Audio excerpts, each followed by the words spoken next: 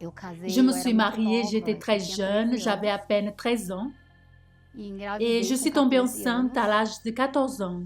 Dans la grossesse, j'ai découvert qui réellement il était. Il a commencé à me maltraiter beaucoup verbalement et il a dit d'aujourd'hui tu ne passeras pas. Mon nom est Rose et j'ai vécu un véritable enfer dans mon mariage. Tout a commencé à l'âge de 10 ans, lorsque mon père il était très absent. On a découvert qu'il avait 5 maîtresses. C'est justement à cet âge-là, lorsque j'avais 10 ans. Ma mère, elle a souffert tellement, mais tellement, qu'elle a eu un accident vasculaire cérébral. Et à cause de cela, elle est restée sans marcher. Et moi, à l'âge de 10 ans, je devais prendre soin de la maison, apprendre à prendre soin de la maison, à cuisiner, à prendre soin de mes frères. À l'âge de 12 ans, je me disais, lorsque je vais me marier, j'aurai ma famille, je ne vais pas passer ce que ma mère est en train de vivre. J'avais 13 ans lorsque je me suis mariée et je suis tombée enceinte à l'âge de 14 ans. J'ai eu ma fille à l'âge de 15 ans. Pendant la grossesse, j'ai découvert qui réellement il était. Il a commencé à me maltraiter beaucoup. Il me maltraitait verbalement et la chose s'est aggravée de plus en plus. Ma fille, elle est née et il est devenu un grossier stupide. Il était agressif. Il tapait sur ma fille. Jamais il m'a touchée, mais sa façon de me blesser, c'était lorsqu'il tapait sur ma fille. Alors il tapait sur elle. Et elle, à l'âge de 3 ans, il a cassé son bras en la tapant avec la rage. Et un jour, je suis allée dans un anniversaire, je ne l'ai pas averti. Et le lendemain, il a découvert que je suis allée à l'anniversaire, il a tout cassé à la maison. Il a tout cassé. Il a cassé. Il a jeté la cuisinière. La bouteille de gaz est presque tombée sur la voisine. Et j'ai couru vers la maison de ma mère et je suis restée renfermée là-bas. Il a pris le couteau. Il allait dans la fenêtre et il tapait sur la fenêtre. Il a dit, d'aujourd'hui, tu ne passeras pas. Je vais te dire une chose, je vais aller au travail, je vais aller prendre l'arme et je vais tirer sur ta tête, sur la tête de Sheila et dans la mienne. Je vais me tuer ensuite. Et c'est lorsque je suis restée terrifiée parce que ce n'est pas ça, je ne voulais pas mourir. Et le mariage de rêve que je pensais qu'elle allait devenir mon prince est devenu un enfer. Alors, on a eu une conversation en famille, il a dit que sur le coup, il était nerveux, il n'allait pas le faire. On est resté encore mariés, on vivait en famille, moi, Louis, ma fille, mais on vivait toujours en enfer parce qu'il continuait avec les grossièretés, il continuait à taper sur l'enfant. Je pleurais à l'intérieur, je pleurais à l'extérieur, c'était des angoisses, la dépression, la souffrance, je ne dormais pas la nuit, j'écoutais des voix étranges. Alors je souffrais énormément, j'avais envie d'ôter ma vie à plusieurs reprises. Lorsque je passais devant le métro, j'avais envie de me jeter sur le métro. Il m'a trahi. J'ai découvert qu'il avait une maîtresse. Et la souffrance a encore augmenté. La douleur était encore plus grande parce que je l'aimais. J'étais toujours fidèle à lui. Et lui, il était infidèle envers moi. Moi, je voulais un prince. Et il est devenu pire qu'un crapaud. Et je disais le suivant, mon Dieu, aide-moi parce que je ne vais pas tenir. J'ai besoin de ton aide. Et ce fut ainsi que je suis arrivée à l'église. Je suis arrivée à l'église universelle, au fond du puits, avec un mariage brisé, vivant en enfer. Je n'ai pas ôté ma vie à cause de ma fille, parce que j'ai toujours priorisé la famille. Ce fut toujours la famille que j'ai placée en premier lieu. Mais la famille n'existait pas. C'était un bourbier.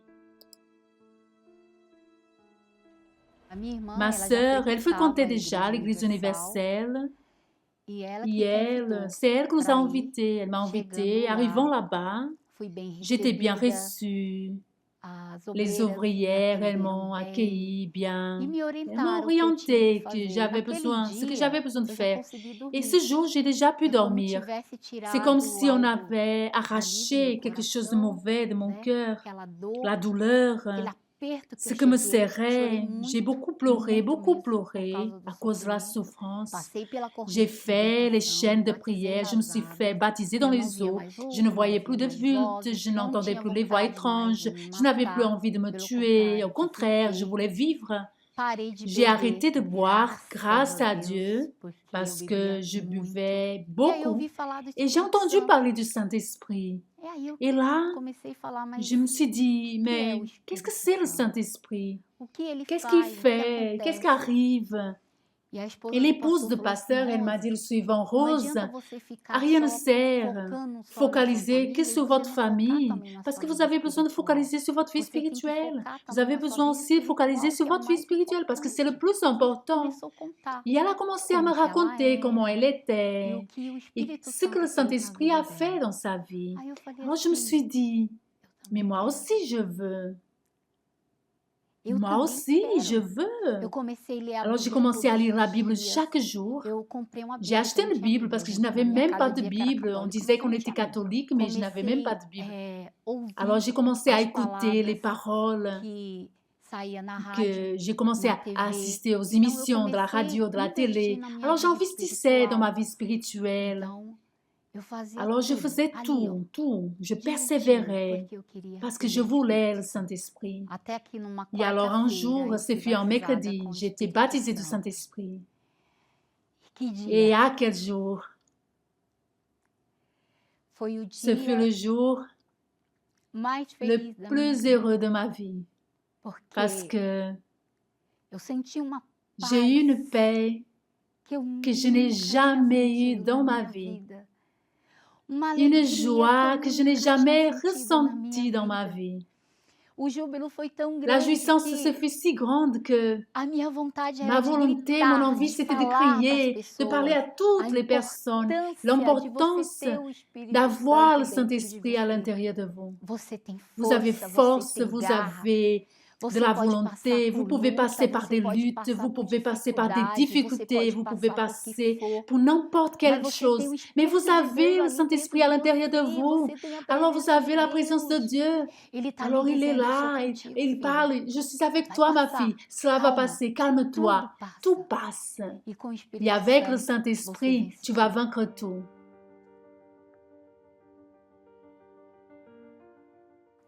J'ai été baptisée du Saint-Esprit et la lutte a continué avec mon époux parce qu'il ne voulait pas venir à l'église. Et là, j'ai commencé avec une autre chaîne de prière, la thérapie de l'amour.